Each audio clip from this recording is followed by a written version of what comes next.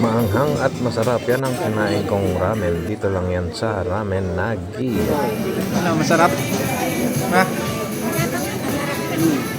Ayan yung baso nila, maliit lang pero maganda. At habang nag-aantay, pinapanood namin kung paano nila niluluto ang mga ramen. Ayan o, di ba kitang-kita. Ayan o, pagdating ng order mo, darating na ang napakaanghang at napakasarap na ramen. Ayan o, completos ricados, di ba? Hindi tinipid sa sahog. Tapos napakakapal ng laman ng karne, di ba?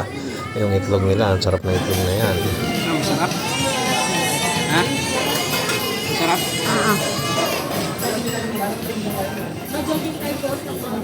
Makapal yung karne, masarap at malinamnam at hindi talaga tinipid. Ayan o, di ba? Tingnan niyo naman, napakasarap niyan, napakaanghang. Ano kaya to? Hindi ko alam kung ano yan eh. Pero masarap din pag hinalo na.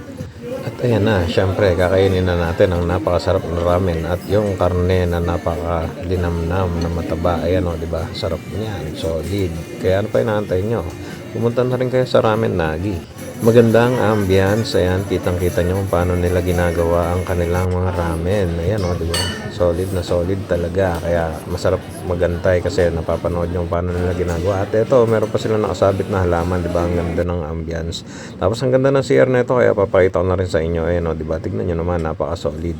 Ayan o, ang daming kumakain dito. Talagang pila pag pupunta ka rito. Kaya kailangan na maaga-aga ka para makapila ka. Kaya ano pang inaantay nyo? Pumunta na kayo sa Ramen Nagi. Salamat sa panonood.